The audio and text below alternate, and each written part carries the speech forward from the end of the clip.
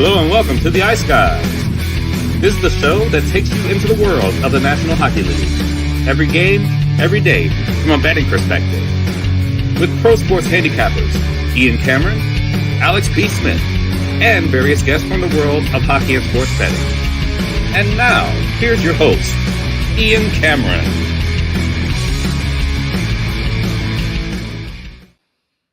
Welcome to the Ice Guys, presented by Boston Hemp Inc. Monday, May the 6th. Ian Cameron, Brett Skalski, our Monday guest, and a surprise bonus guest here on the show. Just said, I'm available today to join on the show, and he is here again, our friend from Sweden, Eric Delarose, back on the Ice Guys show. Brett, we'll start with you. How are things? How was the weekend? Things are good. Weekend was good, minus the weather here. It's raining all weekend, but good weekend, a lot of good hockey. I was two really good games with Boston, Toronto, and last night with Dallas, Vegas. I was happy to see Dallas win it.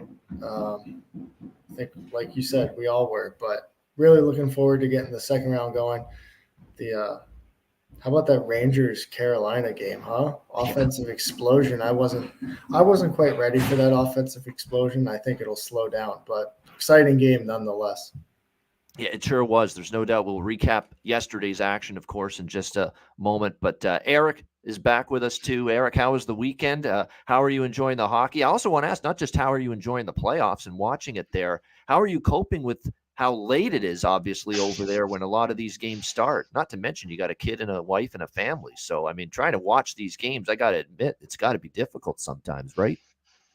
Yeah, I'm not watching every game live, but it's a little bit more easy in the weekend. So this weekend I had the opportunity to watch some games, so that was really nice. I watched the Rangers game yesterday. Like Brett said, it was a little bit of a surprise the first period there, and played like a total of 30 seconds of power play and scored 2 goals. So yeah, the Rangers looked really good actually.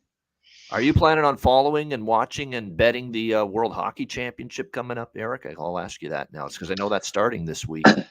Yeah, I think I will follow that. Sweden has a pretty good team this year as well, so it's going to be exciting. I think a lot of players are coming because it's in Czech. Prague and Ostrava is pretty nice cities to go to with the family, and also to get to know like the new Swedish coach before the World Cup next year. So it's going to be exciting to watch that team. And I think Canada they always are good, but not maybe the most profiled players on that team, but I think they still have a chance. And yeah. Well, they're going to be high-profile players that are on this Canada team for the future. That is because they do have Dard, and they do have, of course, Macklin, Celebrini, who are going to play. A lot of young players, but not like I don't think we will see a lot of these players in the World Cup team during next season. But for sure, it's going to be fun. I'm also gonna go down to Prague for a weekend and watch some games. So really? It's going to be fun. Awesome. Yeah, you're definitely going to be involved in it. Well, there we go. If Eric's back with us on the show during any day where there's World Hockey Championship games going on, we'll do a little World Hockey Championship betting preview. We'll go around the horn and we'll get because I'm going to be definitely be betting on it a little bit and certainly be watching it as well. So looking forward to that. That starts later this week. We just want to make some announcements first before we get into yesterday's recap. Betcast related.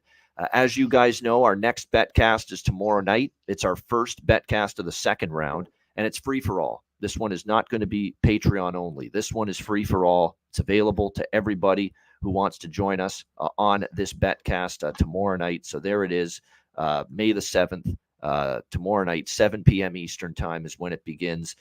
So make sure you join us. We're looking forward to it. No question. The Ice Guys NHL live Stanley Cup playoffs live Betcast. And again, tomorrow night, May the 7th, 7 p.m. Eastern time. We now know which games that we're going to have on the Betcast tomorrow night. It's going to be game 2 between the Carolina Hurricanes and the New York Rangers at 7 p.m. Eastern, followed by game 1 between the Colorado Avalanche and the Dallas Stars at 9:30 p.m. Eastern time tomorrow night. So we're looking forward to that. Tuesday night, May the 7th, 7 p.m. Eastern time. So again, if you want to join us for that Betcast, make sure you DM or email me or Alex for a spot on the Betcast, and we will make sure that we send you the link for the Betcast before it begins. So again, tomorrow night, Tuesday, May 7th, 7 p.m. Eastern time. First, second round Betcast. And the other announcement I want to make is we are going to have 2 Betcasts next week. So this is the only Betcast this week, Tuesday, May 7th.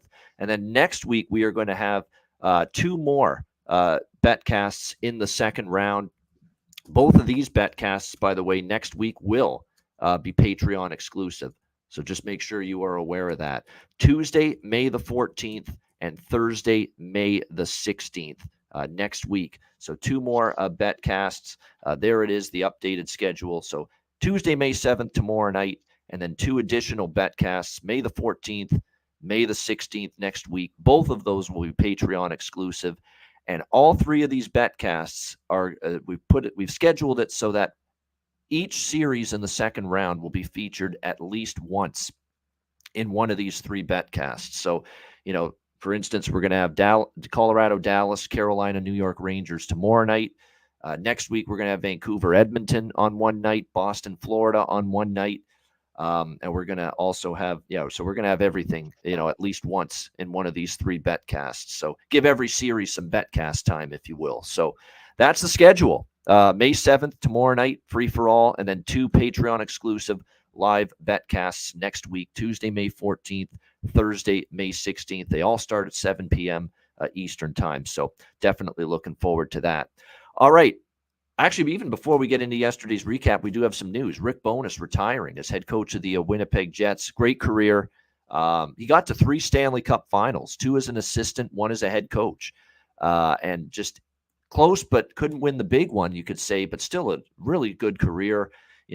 30 years in coaching in the National Hockey League. I remember when he started as the first head coach of the expansion Ottawa Senators with Alexander Daigle, who turned out to be one of the biggest busts in NHL history, was on that team in the 90s. But a great career for Bones, as he's called. A great run, and we wish him well in his retirement. I understand his decision to retire. He had a lot going on this year, in his personal life. He had his own physical complications. He had to undergo emergency surgery. His wife, of course, had a very near-death experience, if you will, where it was looking like she was on in a tough situation there, and looked like she was touch and go whether she'd pull through. So with everything that went on, I can understand why he's stepping away from the game, but. Outstanding career. All the best to Rick Bowness in his life after hockey. And this opens up another job opening in terms of the head coaching market in the NHL. So it's just, we talked about how already it's such a wild off season coming up, and there's so many jobs open for head coaches. And you got to think that maybe Toronto, there's going to be an opening, because there's a lot of people seem to think Sheldon Keefe's not going to be coming back. So it is going to be a very busy off season as far as coaching musical chairs, if you will, in the NHL. So that was one bit of news. I'm trying to think what the other one was, but that was definitely the main one with Rick Bowness there for the Winnipeg Jets retiring. Let's go into yesterday, I should say, because we did have one afternoon game and one night game. The first game was Rangers Hurricanes, and Brett was saying before the show, I did not expect all that offense and all that goal scoring early in the game. I just wish I had expected it more than I did, because kind of after talking about it on the show yesterday with Alex, and he really liked the first period over in that Hurricanes-Rangers game, which was his best bet. Kind of talked me into the first period over and the full game over in that game. I did say, though, before, I wasn't sure game 1 would be that open as far as goals are concerned, but I did say that's going to be the chance to be a sneakier, higher scoring series than people think. People see Carolina, they think defense. People see, the way they played the last few years, they think low scoring, tight checking hockey. And they know with Shesterkin on the Rangers side that can be a team that can play low scoring too, when Shesterkin's standing on his head. But I saw it as, look, these are 2 improved offensive teams this year. The Rangers power play is sensational, and we saw it yesterday. They chewed up and spit out the Carolina penalty kill yesterday. It was just awesome to see. He was the power play, the puck movement was outstanding. Because Zibanejad, an amazing game. Chris Kreider, outstanding. Those 2 on the power play, there were no answers whatsoever for the Carolina Hurricanes yesterday. But credit to Carolina. They battled back. They got it to 3-2. They made it interesting. And then, unfortunately, we've seen this from Frederik Andersen in the past. The back-breaking goal, the back-breaking soft goal that you can't give up. And he gave it up to Artemi Panarin, the bread man, in the third period. He's got to make that save. He's got to have that shot. Goes right through him, makes it 4-2 Rangers. Again, Carolina doesn't go away quietly. They battle back, make it 4-3, and fall short. But great effort by Carolina to battle back. But the Rangers, look, special teams again was the difference in that game.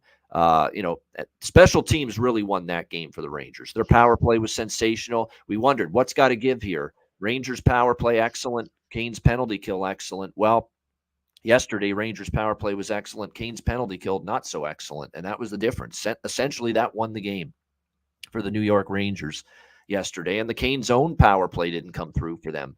I thought there was a little bit too passive mindset offensively from Carolina. Way too much to the outside. I didn't see them get close to the net as much. And that was an issue, I thought, yesterday in that loss for the Hurricanes. But credit to the Rangers. They take game one and win it by a score of 4-3. Brett, what did you think of what we saw there at Madison Square Garden? Yeah, I agree with you. It was that one goal Zibanejad scored with the no look behind the back pass from Kreider was really nice. But I agree with you. I thought Carolina looked like Tampa Bay did against Florida. They tried to play that puck possession game with all 5 players involved offensively. And against the Rangers, they were just hit and pin and disrupting the flow of the offense and keeping them to the outside. So I would expect Brind'Amour to make some adjustments, get more pucks to the net, get more bodies in front of Shesterkin, and then stop taking penalties. How many of those penalties were either dumb or unnecessary? Yep. That's been an issue with Carolina in the past. They have taken a few too many penalties, and they got to rein that in. So, and I think the series is far from over. I was actually looking a little bit ago to jump in on Carolina with the live series bet. Yes, I wish it was a little bit higher than it was, but we'll see. We might take this game by game. Yeah, I did. I actually will get to it probably more tomorrow when we talk Rangers Hurricanes game 2. But yeah, I'm gonna put a little, because I didn't bet anything pre-series other than 6-game, 7-game series, and also a piece of both teams to win 4-2, 4-3. So maybe I should stop there. Really don't need to add a series unless I really feel strongly. But I'm tempted to look at Carolina at an adjusted series price after game 1. Rod Brind'Amour is excellent at adjustments. There's no question he is. So let's see what happens in game 2. Again, if the Rangers look great, again, but we see a similar type of game to game 1, we get a little more concerned about Carolina, but you're not ever going to push the panic button in a best-of-7 series after one game. And I don't think Carolina's doing that. That being said, the one concern I do have is special teams. That was very impressive by the Rangers. Carolina's going to have to at least play it more 50-50 even than get just absolutely destroyed in special teams like that.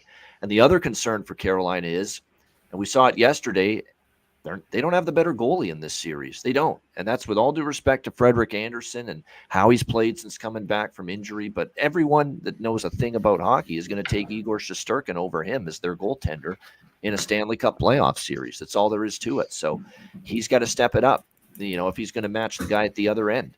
Either that or Rod Brind'Amour is going to make a change himself, although he's not going to do that after one game. No way. It would take more games, more weak goals, more struggles from Freddie Andersen to even consider Pyotr Kochetkov in this series. But the guy is there, and he is very capable, and we like him, Kochetkov. So if the struggles continue for Andersen, maybe down the road in this series we will see a switch in net. But again, we're not at that point yet, probably not after just one game. Eric, what did you think there? Rangers taking game 1. Yeah, like Brett said in the beginning, I was a little bit surprised how the game started in the first period. I thought initially I followed Alex's advice on betting over in the first period, but I didn't think that it was going to go that fast. It was not really a sweat to get that in. But overall, I was really impressed by the Rangers. I think they look really good offensively. And I think like the big difference for them this year like having a guy like Roslovic instead of Patrick Kane. Not to slander Patrick Kane, he's one of the greatest American players who ever played the game, but I think he's much better fit than, as you can see with Zibanejad on that position where Kane was standing in the power play last season. I think this is a much better Rangers going into the playoffs than last year, and I think we saw that yesterday. So yeah, I'm gonna keep watching the out for the Rangers. I think they looked really good, and not only because Carolina had a off game, but I think it was Rangers playing really good.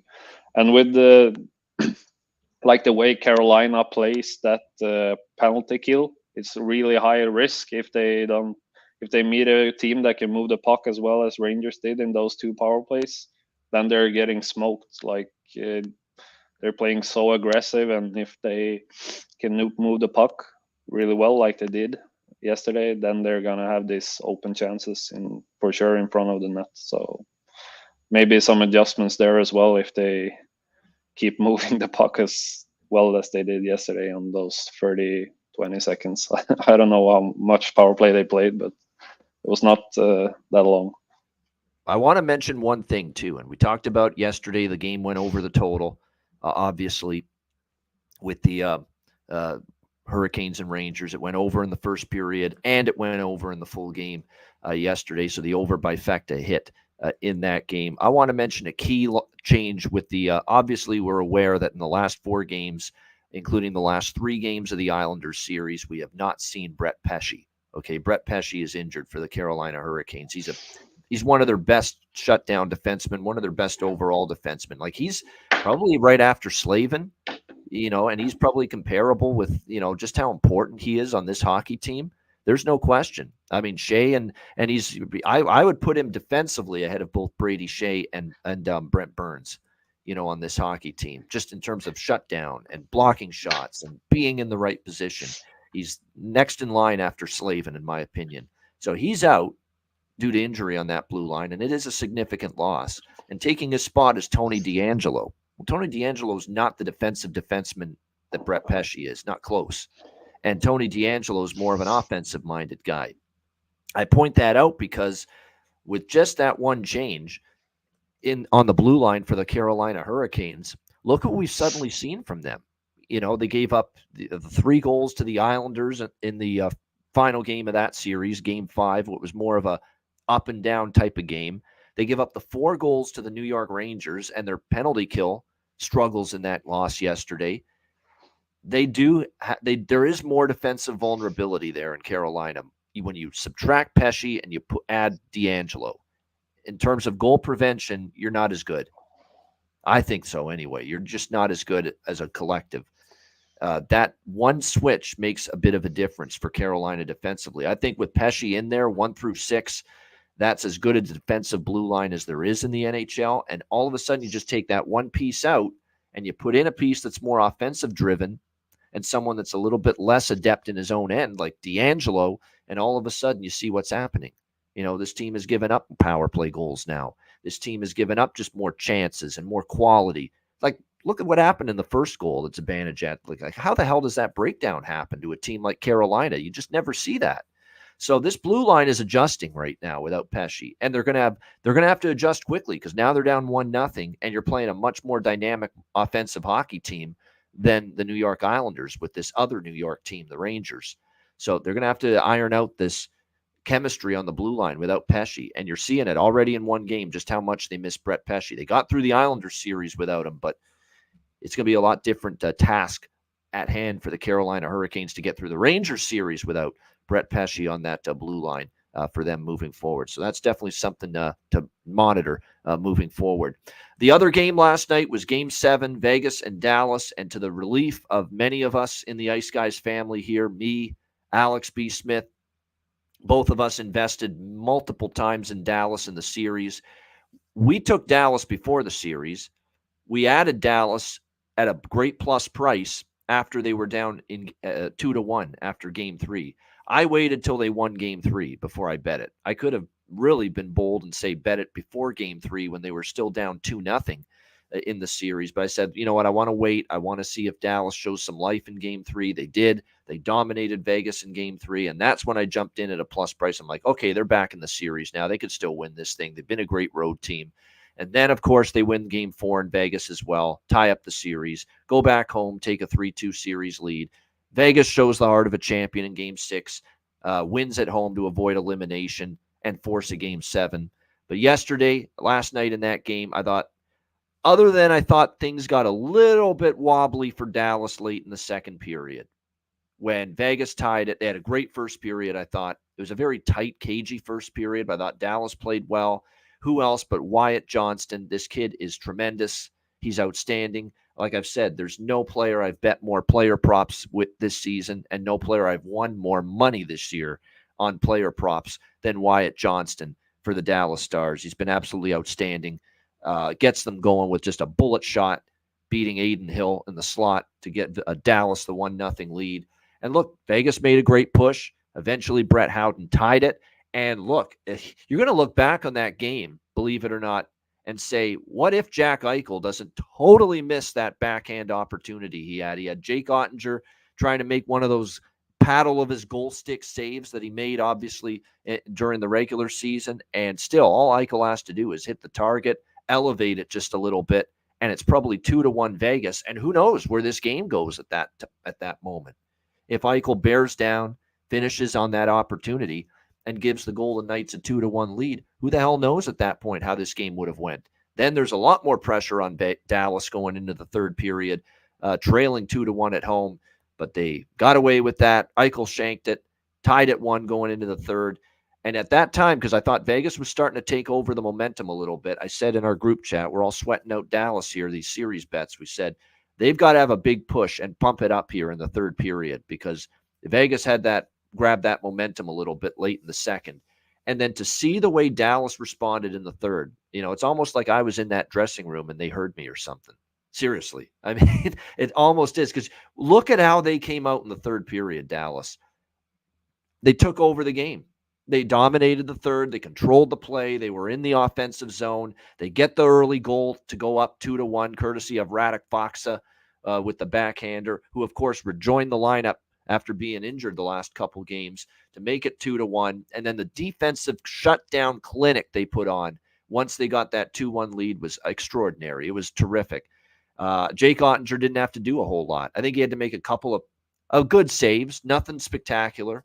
And just the sticks in the lanes, the sacrifice to block shots, the clearing of the zone when you had the opportunity, hard on pucks, winning board battles, winning one-on-one battles for loose pucks. Dallas did all of that at an A++ level in the third period after they got that 2-1 lead. They played just a tremendous closeout third period in a Game 7 type of situation with a lead. And shout out, too, as well to the crowd, the American Airlines Center crowd in Dallas in the third period. They gave that team all the energy to close that thing out. It was loud. It sounded on television like the roof was going to come off the building. They really gave the Stars a boost with how loud it was in that building down the stretch. And Dallas, a white knuckler third period. You wouldn't have it any other way. They get the job done 2-1. We cash our series bets on Dallas, and they end up advancing to take on the Colorado Avalanche. And the Dallas Stars go from one tremendous, thrilling series, very tight, very competitive series, could have went either way, very little margin between the Golden Knights and the Stars, right into another one that could be very much the same against the Colorado Avalanche. Another series that has potential to be absolutely phenomenal, and it'll start, of course, tomorrow night. Great job by Dallas to persevere. That's now 8-0 in Game 7s now for Peter DeBoer, the head coach of the Dallas Stars. He's the new Mr. Game 7. Now Justin Williams is retired from the NHL. 8-0 in Game 7s now for Peter DeBoer. And just everyone, Tanev might have been the difference, Cuban. That's true. Tanev was awesome. Tanev was killing plays in the defensive zone over and over again last night. And you wonder why Dallas is able to shut it down and bring a game like that home to the win column.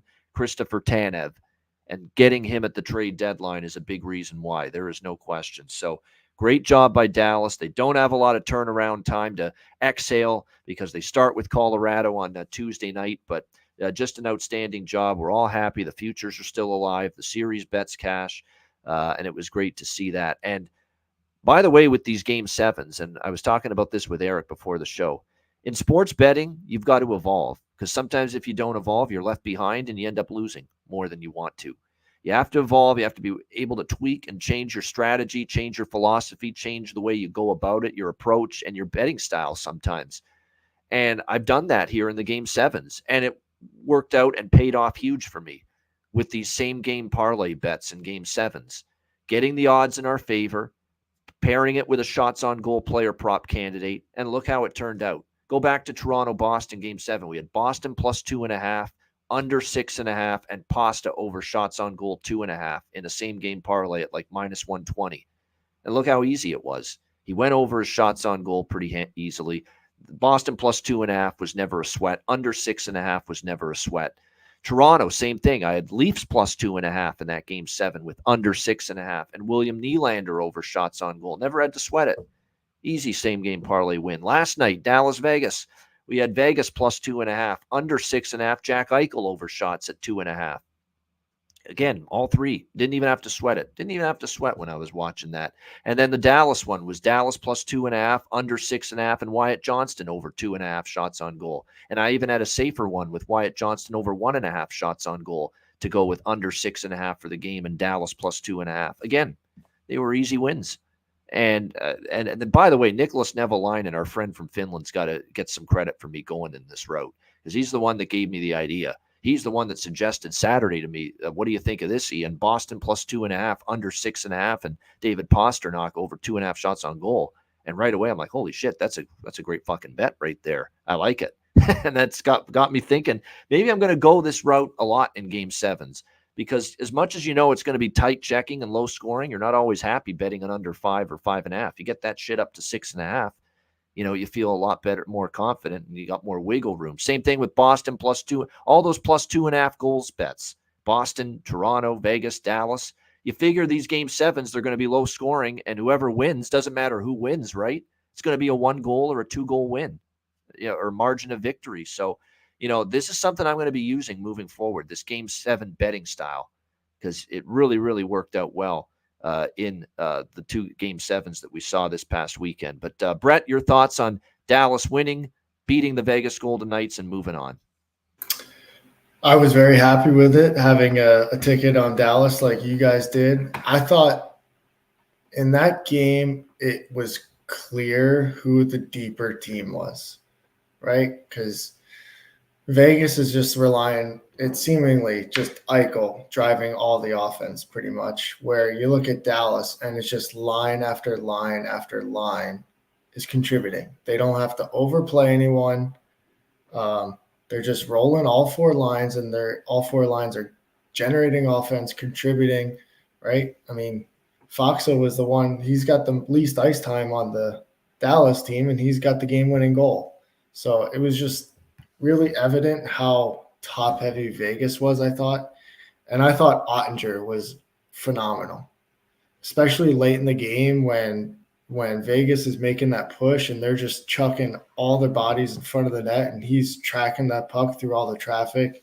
And not letting any rebounds out either. Getting the whistles. Yep. Getting the whistles. Yep. And just leading to offensive or D-zone face-off wins, clearing pucks out. I thought Ottinger was unbelievable in that game. So I think, like you said, big challenge ahead of him with Colorado. I like Dallas. I have a ticket on them for the Cup to get to the Cup final, so I'm going to be riding that. But I think that's another matchup where Colorado's so top-heavy that the depth of Dallas's D could take over that series. He's going to become Mr. Game 7 too, Jake Ottinger. Now, he's only played in 3, and he's only 2-1. He did lose one, but the one he lost was that Calgary series where he did everything humanly possible. I mean, what did he have, like 70, 80 saves in that game, or 60 saves? I mean, it was just incredible. But yeah, he has brought his best in these penultimate game 7s already in his young goaltending career. So that's definitely what you want to see. How many saves did he have in that Calgary one? It was absolutely nuts how many he had. He had a bunch of them, but 2-1 for him in Game 7s, and the one he lost, he played awesome, and he's the only reason it got to overtime that night against the Calgary Flames. Eric, Dallas advancing, a great series. And by the way, I want to mention one thing about Vegas. I know we all have been frustrated with them and the tactics they employed and LTIR business and that. But again, they had the ability to do it. We shouldn't be yelling at them and pissed at them. We should be pissed at the NHL for allowing that. And, you know, for their tactics, unfortunately for them, did not pay off this time around.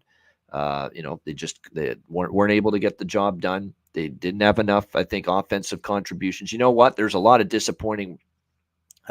Marchessault was quiet in the series. William Karlsson's been such a huge component in their playoff runs in the past, including the run to the Cup last year. He had a very quiet series. So, you know, there was just not enough. Pietrangelo looked like, I don't want to say decline because I think he was not 100% healthy, but that's about as, you know, weak a series as I've seen Alex Pietrangelo play on the blue line. And this is a guy that's been, you know, a rock on defense for years. So there were too many issues here for Vegas to overcome. Adin Hill was just not the same Adin Hill he was last year. And look, Dallas, I think for a change, Dallas had the greater depth in this series than Vegas. And Dallas's depth players were better than Vegas's depth players. I think that needs to be pointed out as well. Look at last night. Fox scores the game winner. What did you get from the fourth line of Vegas in this series? Nothing. Bubkus. That's what. Eric, thoughts on Dallas? Moving on. Yeah, like everybody in the whole world, really happy. But yeah. Outside of Southern Nevada. Yeah, outside of the people living in the Sim City. But yeah, really solid Game 7 by Dallas. And like you both guys said, I think they showed like what their strength is in the Game 7 and the whole series is the depth of that team. They maybe don't have this like high highs like Colorado is gonna have with McKinnon and Makar, Rantanen, maybe those guys, but are like better than any guys on the Dallas team, but individually. But I think Dallas is really solid through like the whole team, and that really paid off for them in this series. And when Vegas guys didn't really show up, the guys that were great last year when they won, then they couldn't beat the Stars. So yeah, really happy and really excited for the next series. I think this was the best series of the first round for sure. Two really good teams. So it was fun to have that in the first round. Yeah, it was a great series. Absolutely awesome. I thought start to finish, it was such a small margin between the two teams. So it was a great series. And Dallas goes from that to Colorado in the second round. So it's going to be another long, hard-fought series. And like you say, they've got to replenish their energy levels quickly because Game 1 for the Avs and Stars begins tomorrow night. All right. Let's turn our attention to tonight. We've got a semifinal, conference semifinal series in the second round getting underway. Game 1 tonight. But first, before we get to Game 1 specifically, we're going to talk about the series overall here. We've got Boston and Florida, rematch of the first round last year. We all remember what happened. A Boston choke, a Boston collapse, up 3-1 in the series, and they end up losing in 7 to the Florida Panthers. They're looking for redemption, and man, do they have the motivation of the world, Boston, to get these guys back. But will it be enough? That's the big question against this juggernaut Panthers team that is built to win in the playoffs. The Panthers minus 210 series favorites here in this one. I think we all kind of think for Boston, Game 1 is going to be tricky for them tonight. They're off that 7-game series. The worst thing probably that could happen to Boston was that they had a chance to beat the Leafs in 5 games. They ended up having to go the distance, 7 games, go to overtime late on a Saturday night, and now they have to turn around less than 48 hours later and start a brand new series and a Game 1 against a Florida Panthers team, which, by the way, plays a style of hockey that could really do some significant, wear and tear physically on a team that's coming off a 7-game grueling series like the Boston Bruins are against Toronto. So you are concerned about game 1 potentially tonight for the Bruins. I do like Florida in the series. I just think when you look at this Boston team, look, they needed Swayman to stand on his head. They needed, obviously, Toronto to be bad for a couple of games in that series. And look, let's not forget Toronto, all the injuries they had in that series. They had Austin Matthews out for a few games. They had William Nylander out for a few games, at the beginning of that series. So look, the Bruins, great job getting through it. But, other than Sam Bennett, this is a fully healthy, and Sam Bennett's probably going to come back at one point in this series, so this is a tall order for Boston. Again, they've got huge motivation, huge chip on their shoulder. This is the team that just ended up last year just ripping their hearts out, coming back from 3-1 down. So we'll see how it goes here. Like I say, game 1, I think Florida probably takes it. But like I said, for the series, I like them, but not at -210. So for me, what I'm going to do here is I'm just going to go with a couple of smaller exact series results. I have Florida 4-1, Florida 4-2 in this series, but I have more on Florida 4-2. Okay, I'm not ready to disrespect the Bruins to the level of they're just going to get their ass kicked and they're going to be gone quickly. But I do think it's a terribly difficult matchup. Let's be honest about Boston's center ice position. It was horrible in that series. They won in spite of it. They won in spite of nothing from Zacha, or very little from Zacha. They won in spite of Charlie Coyle having a very quiet series. That's not what you want to see. We already see Jim Montgomery shifting Geeky to the center ice spot, hoping for better results, moving Zacha to the wing, hoping that inspires something different. I don't know about that. That center ice position is the biggest concern I have. And we'll get to game 1 specifically, but they've got a new fourth-line center too, and Patrick Brown with Jesper Boquist out.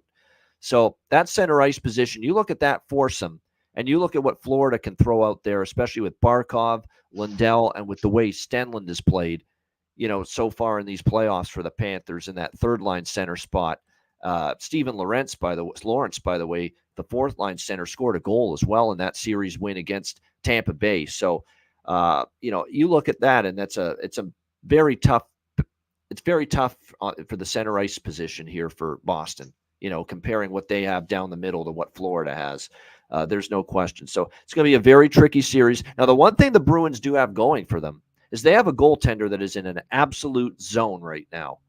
And I guess the only question would be, is Jeremy Swayman going to stay in that zone against a team that's probably going to rattle his cage more, be in his grill more, be in the blue paint more, pushing? I think you'll see Florida try to bump the goalie a few times. Toronto didn't do that enough.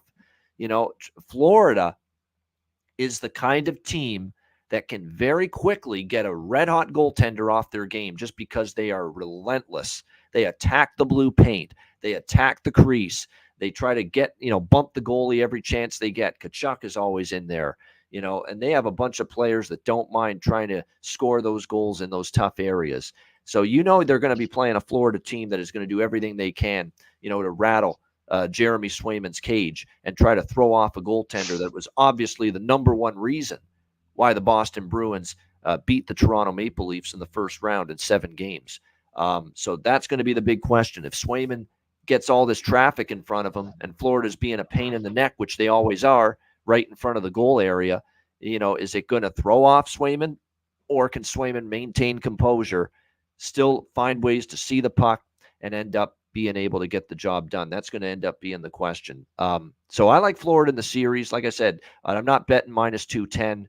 Even the -1.5, I don't love the price on it. So I'm going to just go Florida 4-1, Florida 4-2. One of those things hits, it's going to be profit for me. Not to mention, Florida's not sweeping Boston. Okay, Boston deserves more credit than that. That's not going to happen. Boston is at least going to win a game, maybe even 2. I think they're going to win 2. I think Florida closes it out in Boston in 6. Fitting for the Florida Panthers to close out this series on the road, with them and Dallas by far have the best road record in the NHL. And we know Boston lately has been losing a lot of playoff series on home ice. There's no question. So, like I say, Boston, Florida in 5 or 6. I'm going to say officially it's going to be in 6. But like I said, I think it's just too tough of a matchup. And too short of a turnaround for the Bruins here going into this game against Florida. And like I said, Florida to me is built to get to a Stanley Cup final again this year.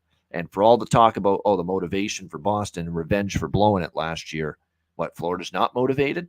Florida's not motivated to get back to the Stanley Cup final this year after they got so close last year, one step away from winning it all. So, no, motivation's not the issue here in this one. What do you think here in this, Brett? Just overall series thoughts. How are you approaching it with series wagers, if any, here? Bruins, Panthers. I'm approaching it very similar to how you are. I have Florida exact series 4-2. But then also I have just the series to go exactly 6. And I even put a little bit on exactly 7, because if Boston does win the series, it's going to go the full length, I think. So I kind of have a small hedge with myself there on exactly 7. I agree with you that you have to give Boston some credit. They've got the better goaltending overall. Bobrovsky was really good in the first round, but he can drop a clunker here and there too, right? And Swayman has been locked in. Boston's going to want to slow this game down, similar to how Toronto tried to do with Boston. Boston's going to have to do that to Florida. I think fresh series, fresh start for Pavel Zacha and Charlie Coyle. I think we'll see them get going a little bit in this series. If you add them a little bit better offensively into the series, it's going to be a closer series than people might imagine. So I'm kind of counting on them to get going a little bit at that center ice position. But I think in the end, depth will win out and Florida will take care of business. Yeah, it should be interesting here. I'll say this: Jim Montgomery got raked over the coals by Bruins fans for changing the lineup, which was going well for him against Toronto, and then of course they lost the 2 games, Game 5 and in Game 6. And people are still wondering: is Jim Montgomery going to be that guy that's going to be able to make the good adjustments? Look, they won Game 7, so you got to give them credit for that. But again, you had these weird. I don't want to go back to the old. What if Joe Woll was in for Game 7? It could have been a different outcome. You never know. But the bottom line is he found a way to win a Game 7. You got to give him some credit for that. Even though you're right, I agree with the Bruin fan that was upset that they changed the lineup in Game 5 and in Game 6 when a winning lineup got them a 3-1 series lead. That being said, I do like the move he's made here because he's shifting Zacha to the left wing side, it looks like, on that second line. And I keep going back to something I heard on the eye test with our buddy Jimmy Murphy with Pierre Maguire, saying that Pavel Zacha early in his career, wing was his more natural position than center.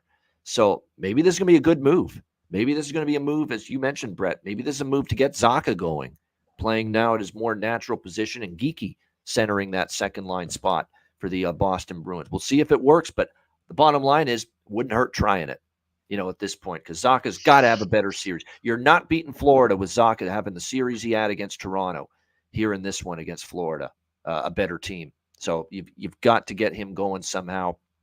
Coyle's got to be a whole lot better. And another thing the Bruins can't have happen, they can't be killed in the faceoff circle to the extent they were in multiple games against Toronto.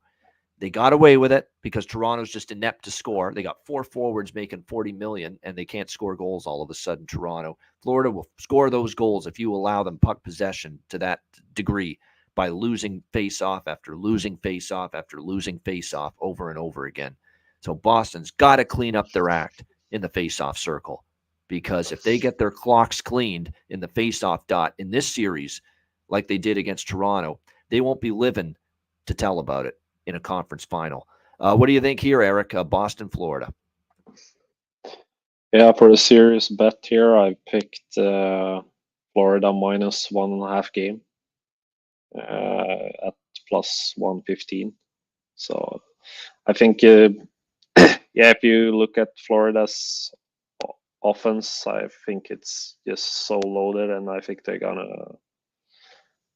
I'm not to, like you guys already said, not to disrespect the Boston. They have a really good goalie, but I think if you look at the 2 lineups, I think Florida is looking much stronger than Boston at the moment. So I think 4-2, 4-1. It's maybe what I'm looking for. So I'm not betting on those exact scores. So I took the -1.5 game here. Right, Eric Delarose, like in Florida, -1.5 games here when it comes to the overall series. Again, there's a lot of good storylines here. You know, last year and everything that happened, Boston up 3-1, not able to win that series. So this should be fascinating to see how it plays out. But now we will turn our attention to Game 1 specifically here tonight, Bruins and Panthers. It is Florida -160. Home favorites here in this game. The total currently sitting at 5.5 across the board, shaded to the under here in this game tonight. I'm going to do a small over bifecta tonight, believe it or not. Florida's been off for a while. The Bruins come off that crazy, 7-game series, very emotional, very intense 7-game series against the Leafs. And we're really seeing a pattern now. We really are. Game 5, games, and especially Game 6 and in Game 7, tight as a drum, blocking shots left and right. Every area and inch of the ice contested because the games are so important. And we've seen unders late in the series, especially Game 6s and especially Game 7s. But what are we seeing what did we see in the first round in Game 1, Game 2, and what did we see yesterday? Game 1 with Carolina and the New York Rangers. We saw sloppy play, especially from teams that were off for a while. And I guess that would be the biggest, if you're worried about one thing about Florida, it is that they've been off for a while. Will they be sharp with the puck on their stick, in the early going of this game in particular? And that's maybe where Boston could get them early, but I think they settle in quickly and get their legs under them. But one thing I know here about these Game 1s is that, especially when you're talking about Boston with that exhausting Game 7, all the effort spent defensively, they're not going to be in that same mindset of, whoa, now our backs are against the wall here in Game 1. Nobody's back is against the wall in a Game 1. So I expect more of a open game. I don't know how much open because Florida doesn't usually like playing that way. But, I definitely think we're going to see a little bit more of an open game. And look, you can't argue with what we saw yesterday in the first Game 1 of the second round, where you saw it was very open. There was a lot of open ice. There was a lot of breakdowns defensively on both sides, Hurricanes and the Rangers. So I'm going to do over 1.5 first period, over 5.5 full game here with the Bruins and the Panthers tonight. Again, we're starting to notice a little trend here in the Stanley Cup playoffs. Overs early in the series, unders later in the series. That's kind of what we're starting to see develop as a little bit of a regular pattern and theme here in the Stanley Cup playoffs. So, yeah, over bifecta it is for me. I like Florida in Game 1, and I have a unique way of going about it. Florida in regulation I sprinkled on a little bit here. You can get that around, -110, -115 or so with the Panthers in regulation. But there's a same-game parlay that I really, really like here, and I think it's a better way to go about it here. And it's, again, evolving. We talked about it. You got to do it at this time of year. There's less games, less opportunities, and sometimes you got to go about it in different creative ways.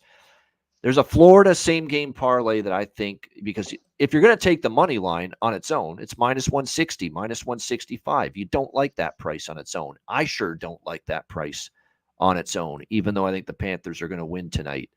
But what I do like is the opportunity that we have to get a better price by putting that Florida money line with other things.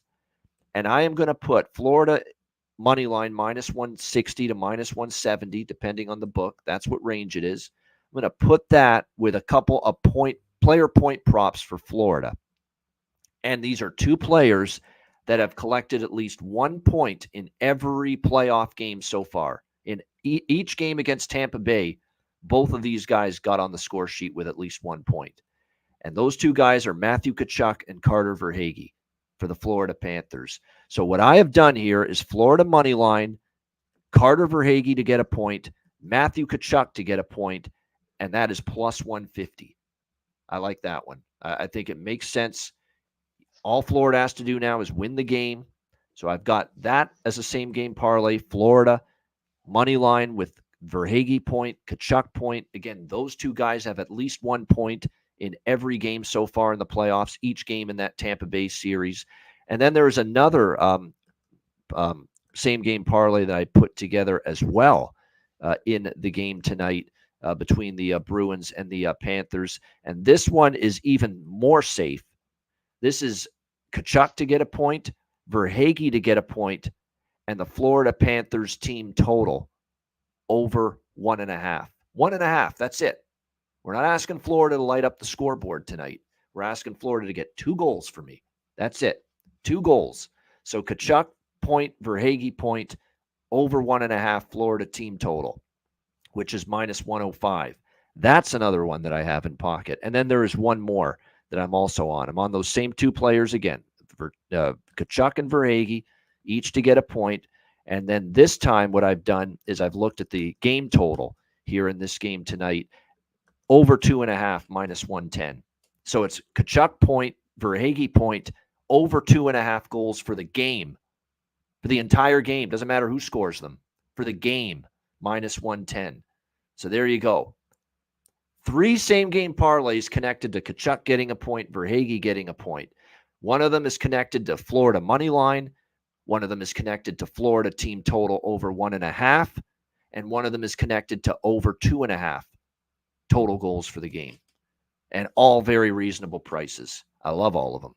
I think I have a chance to sweep them. We're on fire with these same-game parlays, with these creative approaches we're going with the last 2 days. So like that quite a bit. Brett, what do you think here? Game 1, Boston, Florida. Yeah, I mean, up until the only 2 things I was considering laying pregame were the over, which I will now do since I think you've convinced me, and then was going to be Florida puck line. I think, though, that Boston can hang around there. I'd like to see how that lineup works, so I'm not sure if I'm going to pull the trigger on that.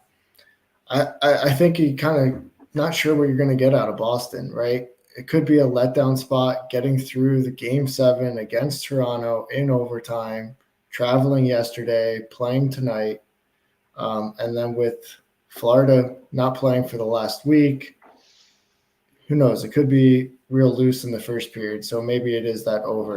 But I'm kind of more targeting player props for this game, and I've got 4 guys I'm looking at to get a point. It's going to be Tarasenko, Anton Lundell, and Kulmint Lusterinen. I like those guys each to get a point tonight. They're all going to be they're all plus money props just to get 1 point. So I like them, and one more player who will be my bargain bin. But so far, I'm looking at just the over and then those couple point props. All right, good stuff. I'm just looking at something here. Hold on a second. I'm betting all these at Bet365, and I've just realized that over where's the actual total here? What the fuck? Over 2.5 is minus 110 so Tkachuk point, Verhaeghe point, over 2.5. Same game parlay at Bet365 is minus 110. I change it to over 1.5. It's the same damn price, minus 110. What's going on there? You're going to give me a chance to say 2 goals in the game. Well, I guess because 2-0. Well, it could be 2-0. You never know. I know 1-1. It's got to finish 3 goals or more, but it could be 2-0. If you really want to be safe, because Bet365 is offering that same price for that SGP minus 110 at over 1.5 instead of over 2.5. So you could even go safer if you want with it. So Tkachuk point, Verhaeghe point, over 1.5 minus 110. So, but anyway, I think that makes a lot of sense. Now, I know a lot of people in the chat are saying, what about Barkov? He's on that, centering that top line with Tkachuk and Verhaeghe. Do you want to put it? Well, the thing is, he's had a few games with no points in that Tampa series. He had 1 game where he had 2 points and another game where he had 3 points. And in between, he had 3 games without a point. So I'm not as confident throwing him in there. I want, high percentage looks here when it comes to the parameters of that same game parlay. And that's why I targeted Tkachuk and Verhaeghe. These 2 guys have gotten at least 1 point in every game so far in the Stanley Cup playoffs. So I feel relatively confident, that we put those 2 in a parlay. They'll get on the board. They'll each get a point.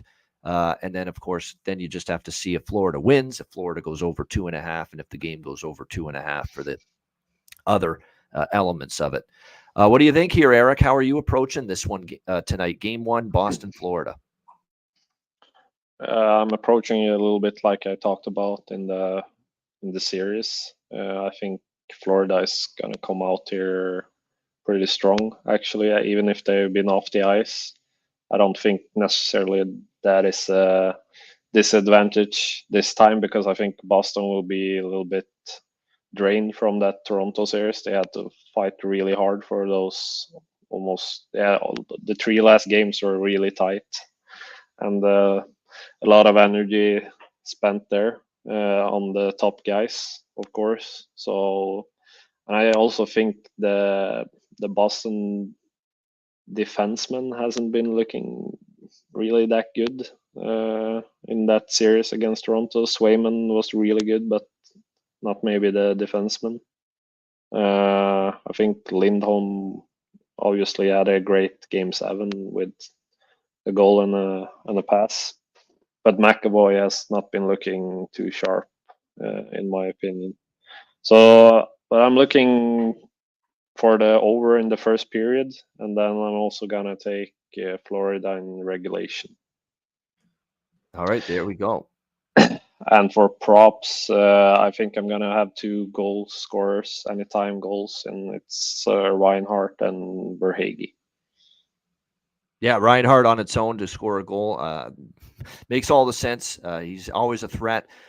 By the way, I should point out, even though I've only mentioned Verhaeghe and Tkachuk point same game parlays, I do have individual player props on Verhaeghe to score, Tkachuk to score a goal, Verhaeghe to score a goal, and Reinhardt to score a goal. And I kind of talking me into Luostarinen a little bit. I could see maybe him. Cool Mint Luostarinen, our old friend. Even Brett's picked up on using the nickname.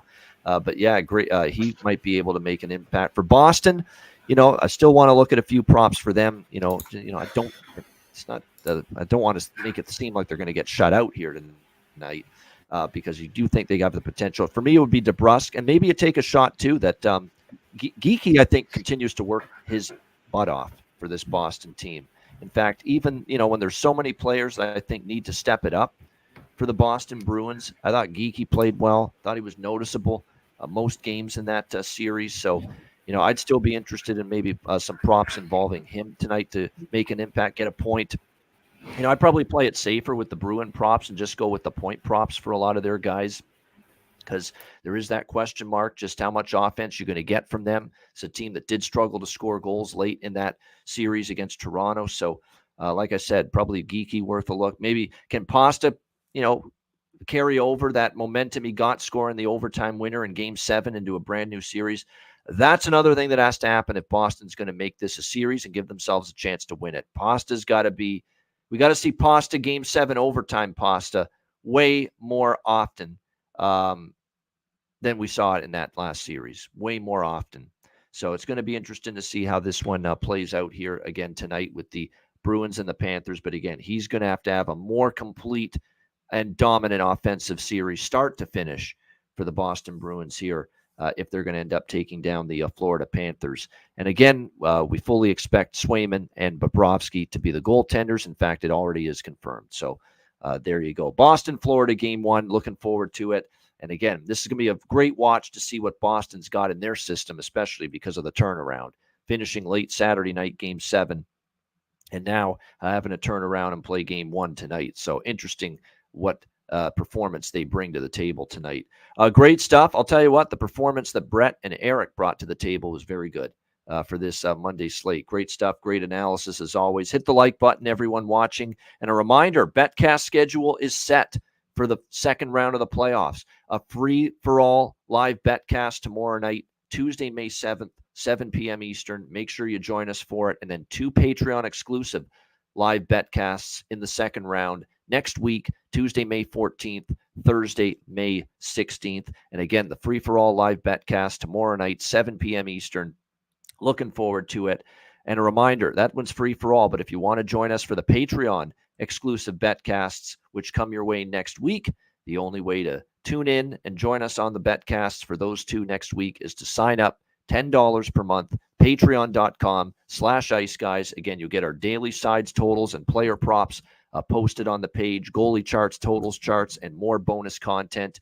So make sure you sign up, patreon.com/iceguys, just $10 per month. And last but not least, make sure you check out the Ice Guys store, get your gear and your merch over at iceguys.myspreadshop.com. Again, that's iceguys.myspreadshop.com. Check out the Ice Guys store. All right, bargain bin special of the night and best bets coming up in just a moment, right after we hear from our great sponsors.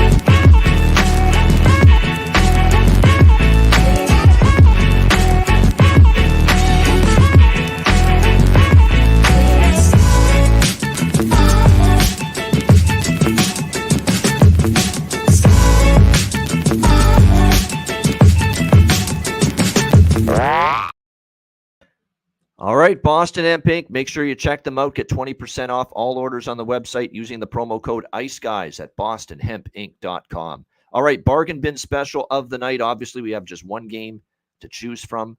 Bruins Panthers game 1 tonight. Brett, we'll start with you. What did you find in the bargain bin from this standalone game in the NHL Stanley Cup playoffs tonight? Sure. Well, I'm going to the Florida-Boston game, right? And last year, this player had 8 points in 7 games, 5 goals in their playoff series last year. He had points in games 3 and 4 against Tampa.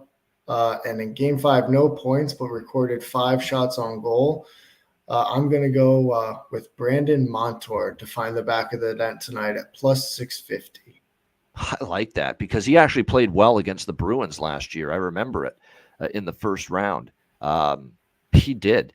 Now, he didn't have a big offensive series against Tampa Bay in the first round, but I do remember last year, first round against Boston, that guy all of a sudden, he's jumping up into the play. He's a point-producing machine. He's scoring goals. So I like the approach there, a guy that has had success in the playoffs before against the Boston Bruins. So Brandon Montour, plus 650 at FanDuel for Brett Skalski with his bargain bin special of the night. I think that's not a bad look. What do you think here, Eric? Bargain bin special. Actually, I had exactly the same bet lined up there.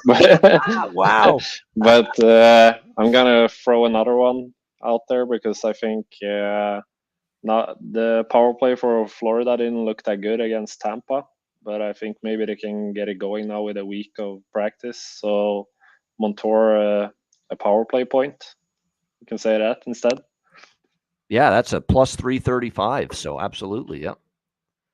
All right, so Brandon Montour, you like the goal prop, but because Brett's got it, we'll give you power play points here, or power play point, I should say, plus 335 here for Brandon Montour for the Florida Panthers here in this game tonight. My bargain bin special for this game, let me just see what the prices are because I do have a few in mind. I actually have one in Boston in mind that I'm very much interested in for bargain bin special. And you know what? I don't mind going at it, even though, I've made the case for Florida. I do think they win game 1, and I think you'll see them score some goals. I like the first period and full game over in this game too, as you know, because I mentioned it earlier. And I don't think he's going to get completely, Boston's going to get shut out in this game. Florida could be a little sloppy. It's been their first game in a while. I think the Bruins could find some offense tonight, get on the scoreboard a little bit. So I'm going to go with a Bruin for my bargain bin special of the night for this game 1. And I am going to go with the guy that is going to be playing center tonight on the second line. And I thought he had chances. He had opportunities. And if I'm not mistaken, this guy scored against Florida when they played in the regular season earlier this year as well. Don't be geeky. Yeah, Morgan Geeky for the Boston Bruins, plus 500 at FanDuel. We're going to roll with Morgan on the second line, centering that line tonight for the Boston Bruins. Plus 500 is great value. I thought he was noticeable throughout that Toronto series. And I know for a fact he scored at least one, if not two, of the games head-to-head against the Florida Panthers this year. So Florida, Morgan Geeky for me, Boston Bruins plus 500 at FanDuel for my bargain bin special of the night. All right, best bets for game one. We will start with Brett. What do you like for best bet? I'm going to stick with the player props here, and this time just go with a player prop to get a point. That is going to be Eetu Luostarinen. He's got a point in the last 2 straight games, 3 of 5 home games versus Boston, and he's now playing on that second line with Lundell and Reinhart. So Eetu Luostarinen just to get a point, plus 150. All right, there we go.